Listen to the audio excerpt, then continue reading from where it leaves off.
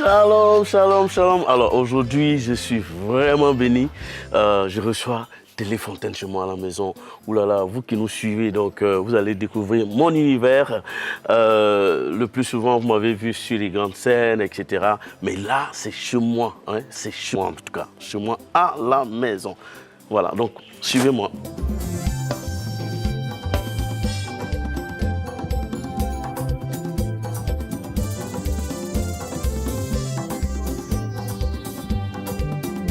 Alors, le salon est là, et donc vous voyez cette effigie, c'est l'émission C'est Midi. En tout cas, le jour où je suis passé à C'est Midi, ils ont fait ça. Vraiment, je les salue encore et voilà. Ok, bah, bienvenue chez Koné Fontali. Alors, à l'état civil, je me nomme Thiefi Koné. Bien sûr, c'est un nom d'emprunt. Mon oncle, qui est mon homo, s'appelait Thiefi, donc j'ai eu le prénom Thiefi. Et puis Koné, comme mes parents étaient musulmans, donc on nous a attribué le nom Koné. Donc c'est comme ça que, voilà, Thiefi, Koné à l'état civil. Maintenant, Koné Fontali, ça c'est vraiment pour la carrière musicale. En son temps, je m'étais donné le nom de Prince Goma Fontali quand j'avais véritablement commencé. Mais ça, c'était pour l'autre côté. Et après, je me suis dit, bon, Koné Fontali, c'est plus simple. Voilà. Donc, désormais, Koné Fontali. Est-ce que Fontali a une signification particulière? Oui, dans la langue Dan, communément la langue Yakuba, voilà, ça veut dire que Fontali, c'est la souffrance n'est pas synonyme d'abattement. Voilà, c'est ce que ça signifie. C'est un proverbe, voilà. Situation matrimoniale. Alors, je suis marié depuis le 16 novembre 2002, père de 4 enfants. Je suis Yakuba de moi, précisément de Déoulé, donc du groupe ethnique Go. Voilà, je suis Go. Les Go se situent entre les Toura et les Yakuba. Donc, au début, on avait juste 3 petits villages. Bon, maintenant, ça a grandi un peu quand même. Est-ce que par abus, on pourrait dire que votre plat préféré, ce sont les grenouilles? Oui, a priori, c'est ce qu'on dirait, mais bizarrement, bon, le riz est la nourriture de base, mais j'ai eu un penchant quand même pour le foufou. J'ai eu un penchant pour le foufou. C'est vrai que la grenouille, je n'étais pas trop habitué, mais la fois où j'ai goûté, c'était vraiment super, bien fait. Donc ça aussi, par moment, j'en consomme. Et pour boucler cette première rubrique, quel genre de papa tu es? On connaît le Koné Fontali sur scène. Avant de donner le micro à Rebecca Koné, votre fille, quel genre de papa es-tu? Ben, je pense que les enfants le définiraient mieux, mon épouse aussi le définirait mieux, mais chaque jour, j'essaie de faire ce que je peux pour être le plus proche possible de ma famille, parce que je les aime, bien sûr. Bon, bien sûr, qui aime bien châtie bien, donc il m'arrive quand même quelquefois de lever le ton quand je vois que les choses ne vont pas comme je voudrais. C'est sûr que la perfection n'est pas de ce monde. Donc mon épouse me fait souvent des reproches et donc j'essaie de me battre, en tout cas chaque jour je me bats pour être ce papa, cet époux que les gens attendent de moi. Avant par exemple je voyageais beaucoup dans l'année, je pouvais sortir au moins 4, 5 fois, 6 fois, 2 fois. Souvent quand je pars, je peux facilement faire un mois, plus. Et à un moment donné, je commençais à manquer un peu aussi aux enfants, la famille et tout. Donc j'ai dû réorganiser tout pour être beaucoup proche de ma famille. Voilà, parce que les enfants étaient en train de grandir, donc il fallait être là pour jouer le rôle. Voilà, donc voici un peu ce que je peux dire. J'hausse le ton quand il le faut, je suis doux quand il le faut, j'essaie de faire ce que je peux pour être ce qu'on attend de moi. Alors, nous sommes déjà présents, hein. Je ne sais pas si on peut visiter la maison. Ben, bien sûr, hein, les portes sont grandement ouvertes. Bon, c'est sûr qu'on ne rentrera pas forcément dans les chambres, mais quand même, je vais montrer ce que je peux montrer, quoi, ok? On va poursuivre l'interview dans les autres salles. D'accord, d'accord. Voilà, ok, alors on va visiter la maison. Ok, commencer à monter. Voilà. Donc ici, vous avez la salle à manger. Cette porte donne sur la cuisine. La porte à l'arrière, ça donne sur la cour arrière.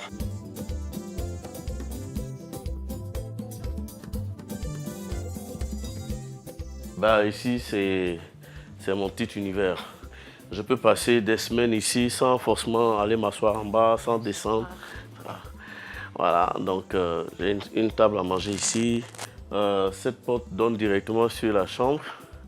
Et puis, la dernière de la famille, Rebecca. Voilà. Alors son nom, je le donnais Gota, c'est-à-dire au-dessus de la mêlée. Voilà, donc, et ce nom agit beaucoup sur elle. Donc, voilà, Gota Rebecca Koné. Donc, bon, c'est ici que je passe du temps avec mon épouse, c'est ici que nous mangeons. Voilà. Je me nomme Koné Gota Fif Rebecca, j'ai 16 ans, je suis en classe de seconde A. Alors, tu es la dernière de la fratrie Koné Fontali. Comment ça fait de se sentir la fille d'un grand chantre comme Koné Fontali? Très bien, des fois aussi bizarre. Bizarre, hein? Oui. Explique-nous. Parce qu'on a tout le temps les yeux rivés sur nous quand on va quelque part. C'est pour ça. D'accord. Une petite anecdote concernant ton papa, venant de tes amis? Quand je me présente, on dit qui est ton père, puis je dis c'est Koné Fontali. On dit ah c'est ton papa, c'est lui. C'est un peu ça. Et tes camarades l'apprécient vraiment? Beaucoup. Beaucoup. Quel est le chant qu'il fredonne tout de suite quand il te voit? Oh ah, Esprit de Dieu, descends parmi nous. Yeah. Et parmi ces compositions-là, quel est ton coup de cœur? Quel est le chant que tu aimes? Merci, merci éternel. Mais chante bien. Merci, merci éternel. Oui. Voilà. Alors, quel genre de papa il est à la maison? C'est un papa très très protecteur. D'accord. Il interdit parfois des choses. Beaucoup. D'accord.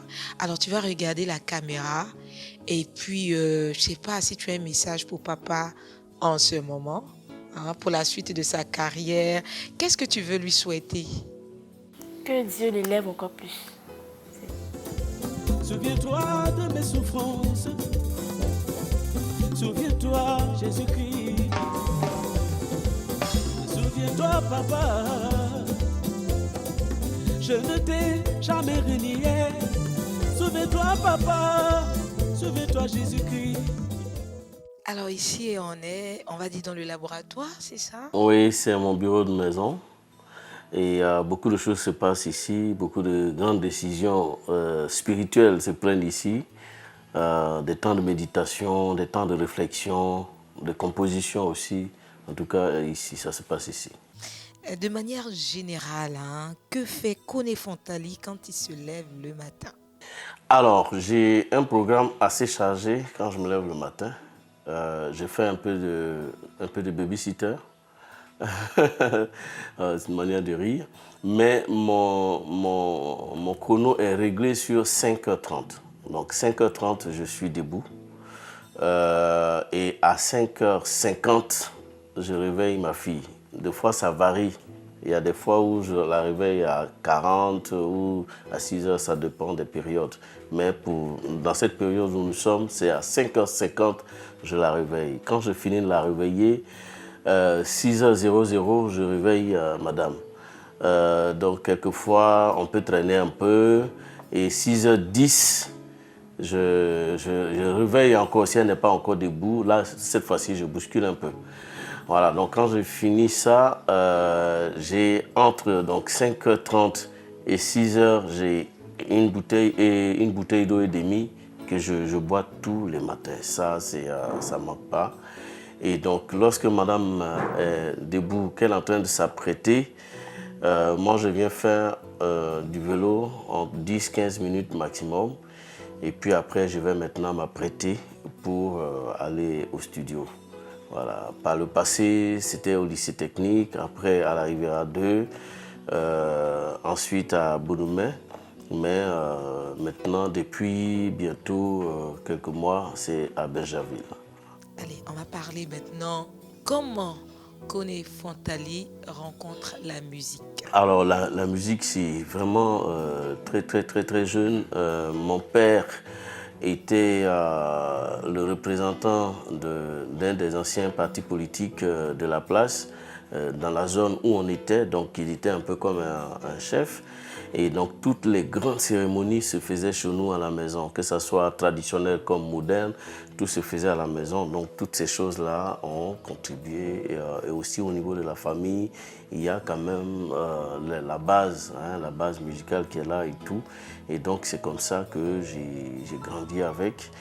Et ensuite, même quand j'ai été orienté au collège moderne de Fresco en son temps, j'ai demandé une mutation au lycée moderne de Sandra parce que j'avais appris qu'il y avait de la musique là-bas. Et quand j'y suis arrivé, malheureusement, la musique n'était plus au programme. Donc après, je me suis retrouvé à Gagnoa et c'est là que j'ai rencontré Ben Yoda, un excellent guitariste et chanteur. Et donc c'est à ses côtés que j'ai appris beaucoup de choses. Et puis bon, maintenant, je suis venu à l'aventure à Abidjan pour une carrière qui n'était pas forcément chrétienne. Hein. Et puis, chemin faisant, j'ai rencontré le Seigneur en août 1989. Et bon, ça a bousculé tout sur mon passage. On se souvient encore de ce titre. Finalement, le titre, c'est quoi? C'est Roa, c'est Zounagnon, c'est Saint-Esprit. Le titre, c'est Lago Zounagnon. Lago Zounagnon, voilà. Voilà. Maintenant, comme le cri de départ est resté, donc généralement les gens disent ouah ouah. Alors c'est un cri qui est venu d'une manière un peu spéciale. Hein. Le studio étant à la maison, lorsque je me suis levé un matin, j'ai voulu juste m'étirer un peu, faire un peu de gymnastique avant de commencer ma journée de studio. Et puis bon, un coup j'ai lancé le cri ouah, Esprit de Dieu. Descends parmi nous. Donc j'ai senti qu'il y avait quelque chose qui était là en fait. Souvent il faut être beaucoup sensible à l'Esprit de Dieu. Voilà, donc j'ai senti qu'il y avait quelque chose. Donc tout de suite j'ai mis la machine en marche, j'ai mis un clic et puis paf, je me suis libéré. J'ai chanté comme ça par l'Esprit jusqu'à ce que la chanson finisse. Et c'est après qu'on a habillé ma voix en fait. Et je me souviens, lorsque j'ai fini cette première étape, j'ai repris la chanson. Donc je me trouvais avec deux versions de Oa. Et il y avait la version brute qui avait été chantée sous l'inspiration. Et puis il y avait une autre version où j'ai mis tout le sérieux, où j'ai repris correctement comme il se devait. Mais à chaque fois que je montrais ces deux versions, tout le monde optait pour la version brute. Donc j'ai laissé la version brute telle qu'elle était. Et donc voilà. Ce que ça connaît aujourd'hui. En règle générale, comment te parviennent tes compositions? Est-ce que ça part d'une méditation? Est-ce que ça part d'un constat? Par songe? Comment? En fait, il y a plusieurs sources. Hein. Il y a plusieurs sources. Il y a des constats. Souvent, on constate, toi, tu vis dans une famille, il y a des choses que tu vois, que tu as envie de critiquer, de parler pour que, bien sûr, pour amener les gens à changer. Il y a ça c'est la première source. Mais moi, en tout cas, me concernant, c'est beaucoup des prédications. Je suis beaucoup les prédications, donc souvent je reçois des messages, je reçois des inspirations.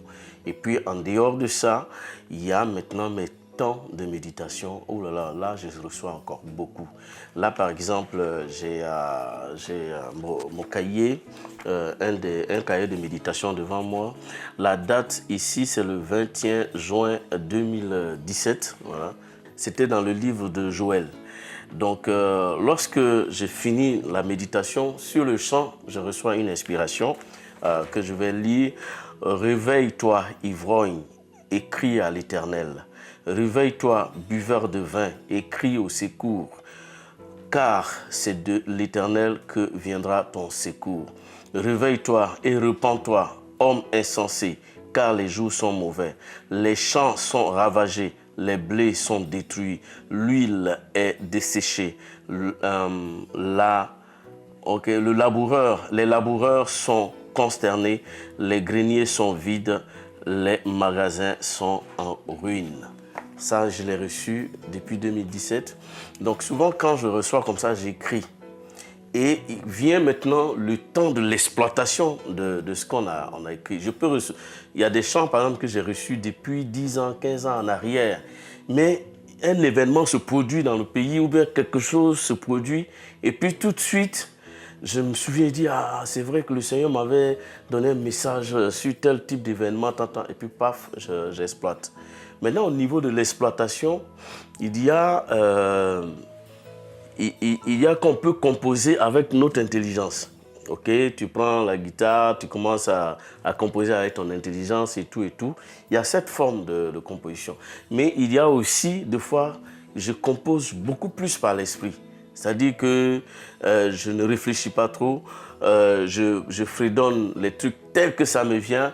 Et puis après, j'essaie maintenant de mettre mes paroles là-dedans. Parce que l'Esprit de Dieu a sa manière de composer, a sa manière de faire les choses qui n'a rien à voir avec l'intelligence humaine. La plupart de mes chants que j'ai, vraiment pour la plupart en tout cas, c'est venu de l'Esprit.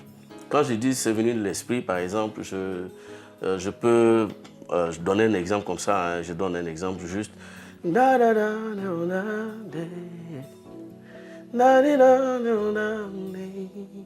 Ça, par exemple, c'est une mélodie de l'esprit. Donc, si je veux maintenant, si je suis marqué par une situation, donc mon texte de 2010 revient. Réveille-toi, ivrogne, et crie à l'Éternel. Mais ça dit que je mets ces paroles-là, je les introduis dans la mélodie que le Saint-Esprit m'aura communiquée. Et donc, c'est comme ça généralement que je compose. Donc, mon intelligence agit très peu dans mes compositions. Et ça fait que ça traverse les âges, ça traverse les années. Oh mon Dieu, que tu es bon. Oh Seigneur, que tu es bon. Tu es tellement bon que lorsqu'un seul de tes enfants s'égare, tu déploies les cieux pour le ramener à la bergerie. Ramène-moi sur ta parole. Oh, oh, oh. Tu m'as créé pour t'adorer. Tu m'as donné la vie pour te servir. Tu as mis ta parole sous mes pieds comme un tapis pour marcher jusqu'à toi. Tu as mis sous mes pieds toute la création. Et moi, par mes vains soucis, j'ai quitté le tapis. Et depuis je marche selon ma voie, je suis égaré. Côté maison, c'est fini.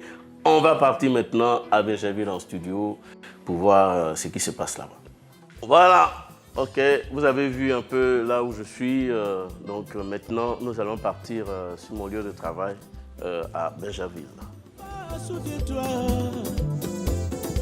souviens-toi de mes souffrances. Souviens-toi, Jésus-Christ. Dans quelques minutes, on y sera. Je suis encore en chantier. Voilà, on a commencé l'installation il n'y a pas encore trop longtemps. Mais en tout cas, ça promet de grandes choses là-bas.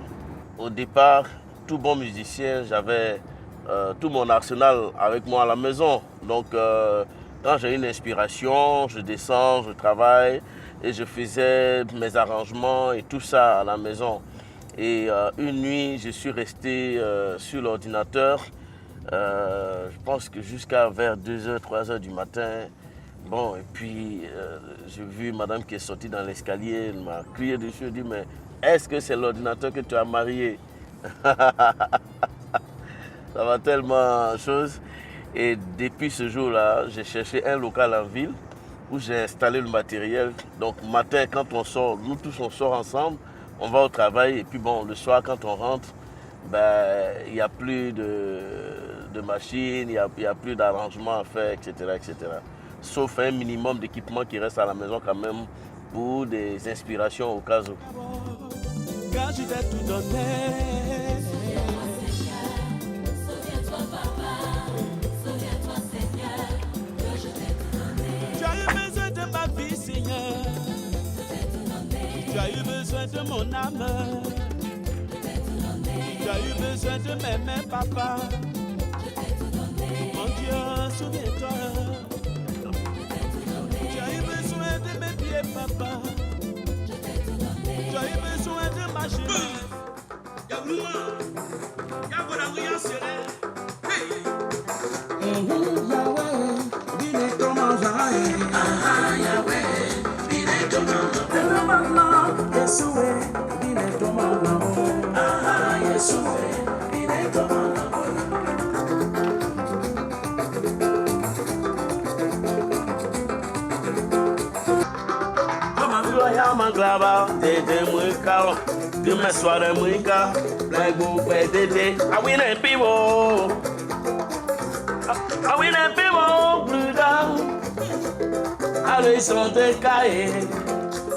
On est à Benjerville. Ce qu'on vient de voir, c'est... Je suis en train de travailler sur un son qui... Déjà, on a quelques éléments qui sont déjà sortis, mais je suis en train de le finaliser entièrement en studio. La création ne doit pas s'arrêter. Il faut que je continue. Il y a encore beaucoup de messages que le Seigneur me donne. Il faut que je continue de les exploiter. Maintenant, en dehors de ça, comme j'ai dit, après mes 30 ans, qu'est-ce que je laisse à cette génération? Donc, je veux vraiment travailler de sorte que tous les jeunes qui vraiment veulent emprunter ce chemin, que je sois quelque part un canal pour pouvoir les propulser, pour pouvoir les aider. Ce que je prépare, je prévois quand même une sortie officielle avec des bonus, parce qu'il y a beaucoup de chants qui sont restés encore en sourdine que je vais finaliser à partir d'ici et puis faire une clé USB qui pourra peut-être contenir jusqu'à, pourquoi pas, une trentaine, une cinquantaine de chansons. C'est-à-dire, je veux parler de tous les succès du passé, plus les nouveautés, tout ça mis ensemble pour le bonheur du peuple. Quel est ton chant coup de cœur? Ah, Seigneur Jésus, il y en a tellement. Mais le chant qui me fait le plus... quand vraiment je suis dans des moments un peu calmes, où je suis un peu peut-être triste, pourquoi pas, ou bien je suis devant de gros défis, il y a un chant qui me revient beaucoup, c'est Souviens-toi Seigneur. Souviens-toi de moi. Ce jour-là. Hey! Ouais. Mais attends, qu'est-ce qu'il y a là? On dirait qu'on a porté la même chose. Non, c'est toi. Non, c'est toi qui as triché. C'est toi qui as triché sur moi. C'est pas normal. Non. Tu m'as trouvé, moi je t'ai déjà. Alors lui, c'est vraiment, c'est mon frère d'âme, mon binôme, mon frère de tous les temps. Alors, certainement, il aura l'occasion de dire comment on s'est connus. Et voilà, en tout cas, notre amitié date d'il y a très longtemps. Sylvain Nanéon, l'auteur de Jésus mis. À quand remonte votre amitié? En 1992. 92, retenez bien. Dans 92, dans le salon de mon père, dans la cour familiale, Koné s'occupait d'un groupe musical. Et comme ça, il donnait une partie à une sœur et elle n'arrivait pas à attraper. Donc j'étais là, je dis mais attends, le truc est simple comme ça, comment est-ce qu'elle n'arrive pas à attraper cette partie-là? Donc je suis venu, j'ai demandé est-ce que je peux essayer? Il a dit oui. Là on ne se connaissait pas. Est-ce que je peux essayer? Il a dit oui. Donc j'ai essayé, quand il a vu que j'ai chanté, il dit ah, mais ça c'est bon, est-ce que tu peux venir avec nous? Il faut voir, depuis 92 jusqu'à aujourd'hui, nous sommes ensemble. Donc, l'année c'est 92.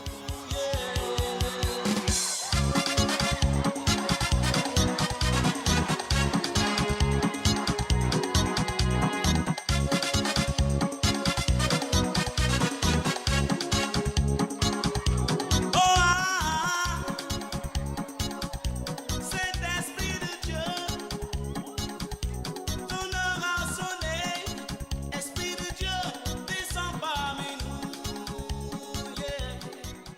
au terme de notre visite, j'aimerais dire grand merci d'abord à l'équipe de Téléfontaine et à vous tous qui nous suivez depuis là où vous êtes, que ce soit en Afrique, en Europe, aux États-Unis, en Asie, etc. Je bénis le Seigneur pour vos vies. Et donc vous avez vu qu'en dehors des grandes scènes, nous travaillons beaucoup. Et je voulais vraiment bénir le Seigneur pour Téléfontaine parce que vous allez apporter quelque chose de plus. C'est la télé qui vient aujourd'hui rentrer dans nos quotidiens, ressortir un peu comment nous vivons. C'est du jamais vu, c'est quelque chose d'extraordinaire et je voulais vraiment encourager toute l'équipe, depuis la direction jusqu'au plus petit ouvrier, que le Seigneur vous bénisse et qu'il rende tous vos efforts au centuple au nom de Jésus. Amen. Et c'est tout pour notre immersion dans le quotidien du centre Koné-Fontali. On espère que vous avez appris un peu plus sur lui. Que Dieu vous bénisse et nous n'oublions pas de remercier toute l'équipe qui a participé à la réalisation de ce numéro de TV chez vous. Que Dieu vous bénisse et à très vite pour un autre numéro de TV chez vous.